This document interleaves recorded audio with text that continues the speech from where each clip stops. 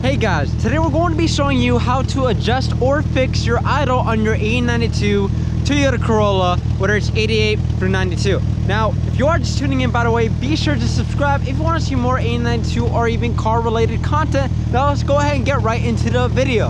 Alright guys, so when it comes to idling in your 1892, the normal range is going to be about 800 at idle. Right now mine's at 1000. However, once it's warmed up, it should be around that 800 range.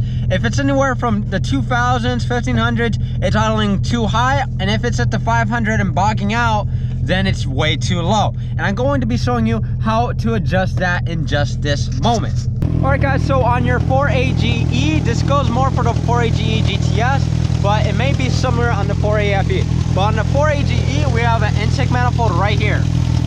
So on the intake manifold by the throttle body, there is a screw right here. You may not be able to see it, but it's a flathead screw. So when you turn it, it changes the idling. So right now we're gonna turn it to, see, that's making the car bog out. And we turn it to the left, it'll raise the RPM. You see that? So this is how you adjust your idle. Sometimes the sensor right here goes bad, and usually you can tell, because when you unplug it, the idling gets a lot better.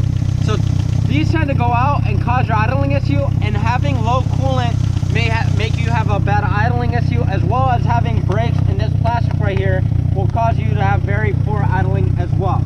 So make sure you guys adjust that. If you have a SR5 with the 4AF, the way you can adjust the idle there is there's these valves that you can kind of twist. It's like a Phillips screw.